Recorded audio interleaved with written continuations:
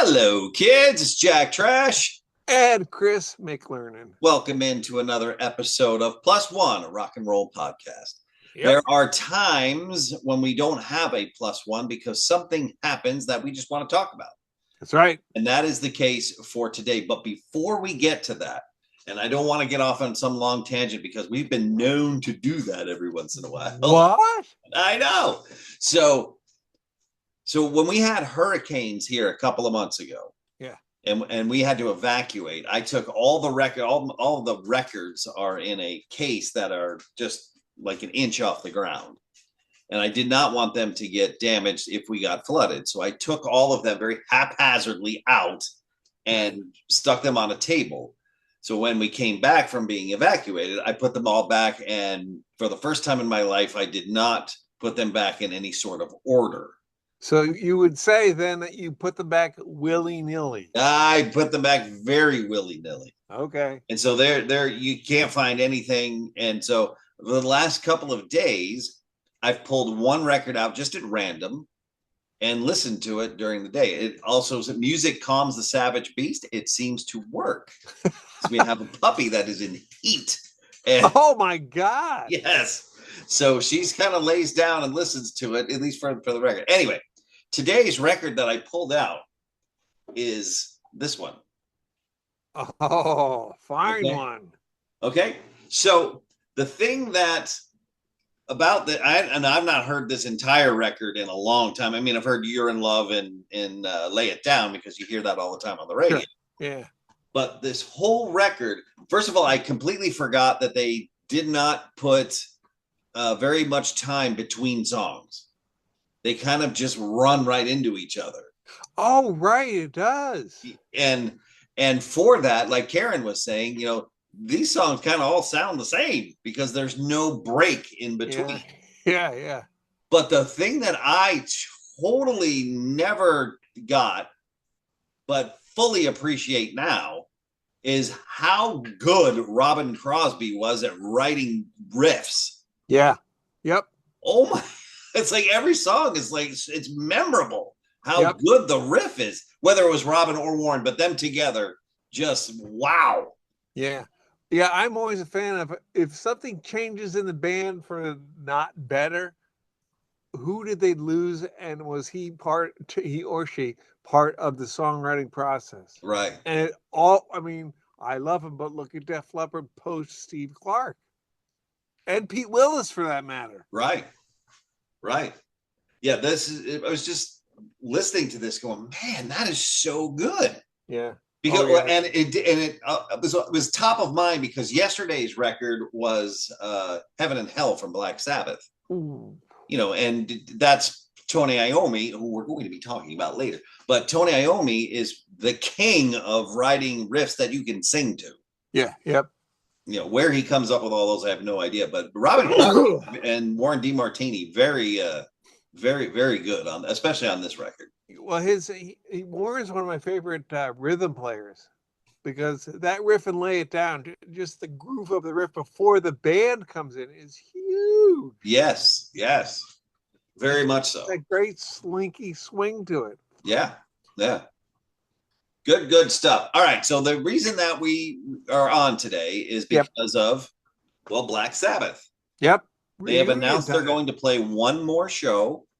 Back to the Beginning, I think is a great title for the show. Yeah. They're playing where they started in Birmingham, England. Yep. And all the bands that are playing with them, it's a pretty incredible show. I mean, you got Metallica, Alice in Chains, Pantera, Gojira. I mean, there's all kind, and then all the players that are going to be coming out. Right. Like Jake. Jake is going to be there, and Wolfgang Van Halen and Sammy Hagar. And I mean, there's tons of people that are playing. And I just read this morning that Tom Morello is the music director of this. Interesting. So, and he has just come out and said this is going to be the greatest heavy metal show that has ever been. Yeah, I mean, it's so great. I'm tempted to spend some shekels and go to it. I'm thinking Sharon is no dum-dum and can save me the airline ticket because I'll stream it. Right. I've not heard about anything about them streaming, but it's got to happen. Yeah, I mean, because I saw the Kiss one and it turned out fine. Yeah, I enjoyed it. yeah, So you're gonna have that bill, and you're not gonna film it. right. Oh, it's definitely going to be filmed for sure.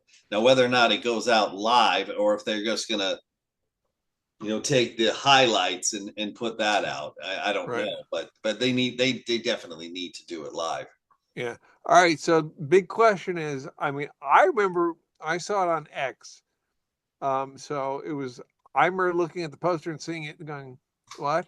And then I looked all the way over to the right and it said Bill Ward. Mm-hmm. And I was like, hold on. Yeah. But I'm wondering, you have two guys here. And this is a quality control issue over nostalgia fight. And if how well they're going to be able to do it, because Billy, I don't know what his health is like. Last I heard, he couldn't do the last tour for either A, health reasons, or B, Sharon wouldn't let him. Or if you listen to him, it's contractual reasons. He didn't want to be. They were going to pay him as a side guy, and he's now not a side guy. Which is not sometimes the worst idea in the world. My favorite example of that is the Pink Floyd Wall tour. Mm-hmm. They paid Richard Wright as a side guy because Waters decided to hose him. He was the only one on the tour that made money because he got a salary. Right. So, I mean, I'm hoping they can actually play for a length of time. Like the set is substantial. It's not Iron Man, Paranoid, and like Thank You, Good Night. Right. It's not treated like a Super Bowl show, I guess. Right. Yeah. Well, I mean, with all of those bands playing, and singers there, it's an all day. It's got to be an all day thing. Yeah. Which again helps out for us here in America because of the time difference. So yep. Start at a fine time for us, and then go into the night, which is what it should. Yep.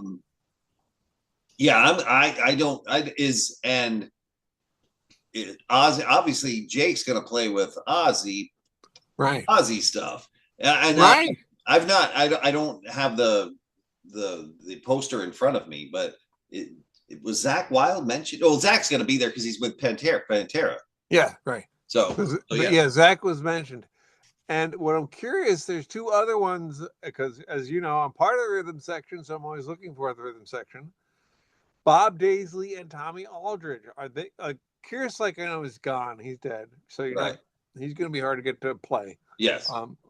But the other two, and Rudy, I think Rudy's going to be there. Yeah, Rudy's going to be there.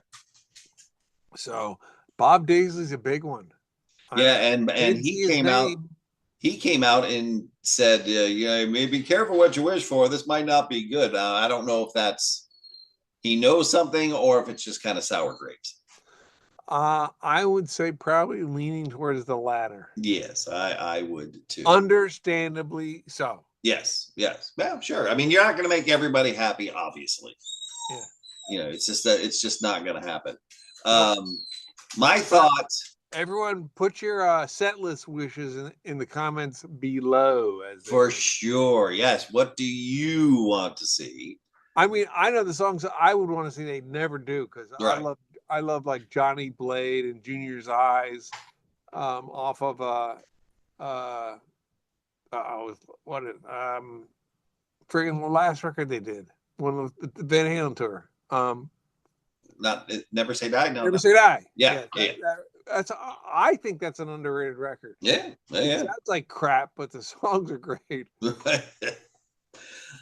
My thought for Ozzy, and this was I had this years ago, was that Ozzy should do a tour with all the guitar players. Yeah, like Schenker did with all the singers. Right. Yeah, he should do it with all the guitar players. Start with the last one, whoever the last one. I don't even know who the last one was, and do whatever songs, and then go on, and then you get down to Zakk, right, and then Jake, Brad, and then you have the hologram for Randy. and you do those, and then you bring out Tony Iommi at the end, and you do the Black Sabbath set. This would be perfect for that. Okay, yeah. Randy Rhoads hologram would be amazing. Yeah, I mean they're gonna do something. I Yeah. mean, I don't know if they have a hologram or if they're just gonna have video, because we saw Paul McCartney last time he toured, Right. and Peter Jackson, who did the whole big Beatles Oh yeah. thing, Yep. he said to Paul McCartney, and I apologize, I don't remember the name of the song. He said, "Do you want to sing that song with John Lennon?" He goes, "I have all the isolated footage of Lennon singing that song." I think it's "Don't Bring Me Down." Okay, so at the stadium, they had John Lennon on the big screen, and Paul sang with John Lennon. Right. It was pretty cool. It was pretty cool. So I'm guessing there's somewhere there has to be footage of Randy doing Crazy Train. Yep. Well, and they can get the audio clearly. I mean, Yeah. live or studio. Yeah, exactly. Yeah. That'd be cool. I would definitely like to see that.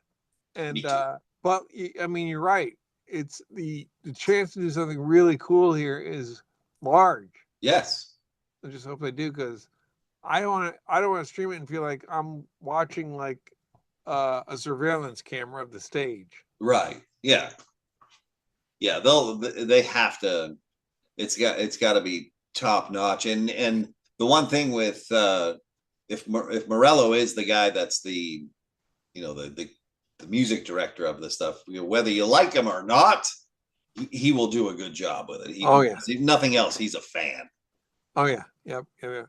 So, I'm wondering if anything, probably not from the Dio years we represented, because that's you just mentioned Heaven and Hell. yeah. Those are some of the best Sabbath records there are. Yeah, I know, but yeah, I don't imagine anything from there. I mean, the reason that they're saying this will be the proper farewell is because Bill Ward's playing. Yes. So Totally agree. yeah. So I mean, and you got to have Bill playing. I mean, yeah, that's so much. Everyone's going to realize it as soon as they start. Like, oh, right. That's what this is supposed to feel like. We right. all know this because we've heard it a billion times, like War Pigs. Yeah. So what do you think they should play? Well, I don't think they're going to get out of the building without playing the big hits. It'll be interesting to see how deep they go, and of course we have to keep in mind, it's what Ozzy can do. Yeah, I'm guessing they're going to have him seated. He's going to go John Lee Hooker on it. Oh yeah, for sure, without a doubt, without a doubt. I mean, they may do the thing they did with him at the Rams game where they had him, propped up. Oh right, yeah, yeah. Like FDR, yeah. Yeah, like kind of like Frankenstein. They put the table up. I bring the table up, or like who else? Hannibal Lecter. Yeah, exactly. Yeah, for sure. Because Geese and Tone are fine. Yeah, but it's going to be between Ozzy and Bill. Yeah. It should be it's definitely gonna be a something that's gonna be talked about leading up to it for a long time. Everybody's gonna have all their stuff, and and how long are these opening bands gonna be opening bands? Metallica's your opener. Right. How long is their set gonna be, and all that? So have you got the thing in front of you? I don't have it in front of me, no. But I know it's Metallica, and it's Anthrax, and Slayer, Pantera, right. Alice in Chains, and Gojira. Slayer, yeah. Big. Hailstorm. Oh, out of a Hailstorm. Interesting. Alice in Chains, of course. Yeah. Thankfully. Lamb of God. Mm. Which is probably a European thing. Bill. I mean, so far there's some weird ones though. Billy Corgan, good choice. Mm-hmm. Dave from Disturbed, interesting choice. I wouldn't put him as a Sabbath fan. Right. Duff McKagan, interesting. Fred Durst, interesting. Yeah. Jonathan Davis from Korn, huh? Okay. KK Downing, sure. Yes. I'd like to see all of Priest there myself, but that's Yeah, probably a Glenn thing, you know. that'd be They're great. Birmingham. Yep. But yeah, Tobias from Ghost, my Puffy, drummer from Faith No More, Hagar. Yeah. Really? Yeah. What do you think of that one? What do you think of that one? Well, I know Sammy's a huge Sammy Hagar. I mean, Black Sabbath fan. Is he? Yeah. Yeah. Wow, I would never put those two together. Yeah. Yeah. I mean, at least with Van Halen, you kind of, you know, you hear Ed and Al play, like Lost of Control is a good example of the Sabbath influence. Just that, boom, Right. boom, boom, boom. I mean, all they're missing is a bell. Right. So, and they wanted to call the band Rat Salad. So. Right. Yeah. True. But I don't know. Let's head back to your set list. What do you think? What do you think you're not going to get out of the building playing other than your previous mention? Yeah, and is it going to be the guys that we just spoke of, Billy Corrigan and Sammy Hagar, and those guys? They're obviously not there to do their own stuff if they're not there as a band, so they're going to be doing Sabbath songs. You would think, yeah. Is it going to be like the Freddie Mercury thing? You know, where they come up, Probably, which is probably a good template for it. I would think. I would get think out so. there and you choose a song and you pick a bitchin' lineup around it. Right. Yeah. But yeah, I'm wondering. I mean, how Ozzy's going to do? I mean, he sounded fine at the last time that at least I saw him at that Rams game. Yeah. I mean, I don't know how much of it was him, but I'm assuming that it was. It didn't sound like it was just straight from a record. So, nope. If he's doing it, I can't imagine him, going out there just to get criticized. No. No, I can't imagine that at all. So. No, and this is a big legacy moment. I mean, this is about as big as you get. Yeah, yeah. God, can you imagine, dude? Can you imagine the pressure on Ozzy? Right. Wow. Yeah, I mean, it'd be interesting to be in his head to see if he even feels it. I mean, if it's just, well, this is what I do, Yeah, I would say you're right. There's an element of that, but as a guy with Parkinson's, I know that stress can make it really amp up. Right. So. Right, and that's a big thing too. A lot of the charity part of this is going to Parkinson's. Oh, it is good. So there's a couple of charities. One is for homelessness or something in Birmingham, but the Parkinson's one was the big one. Gotcha. So you would think the Michael J. Fox org would get involved too. You maybe. I mean, it's the biggie, as we both know. Yes. Huh. So, yeah, because the only press I've seen being done so far is Tony and Sharon. Yes. So. Yes. Which is interesting. Well, we're still 5 Where's months Terry? out. Are we? Is it that far? It's July 5th. So, right, which is what? That's a weekend because the 4th of July is on a Friday this year. Right, and they don't really care about the 4th of July in England. No, typically, I would think that this date was chosen on purpose. Right. There's not a lot of people that celebrate losses. No, especially to us. Yeah, exactly. Yep. I don't think there'll be a tea party tour. No. Although it would be funny, but no. No merch. You just throw everything in the water. Yeah, it's weird how long people hold grudges. Yeah, right. Considering, especially since neither of us were alive then. Yeah. Right? But oh well. Right, exactly. I don't think we have great parents that were alive then. Yeah, no shit, right? Okay, so my thought, in a kind of summary, I have thoughts and hopes about you. But hear about thoughts and prayers, but your thoughts and hopes. I want to see it for sure. Yeah, because I love that original Sabbath lineup. Sure. What I don't want to see is either A, I hope not to see them miming to everything because they can't, because Billy can't play. Right.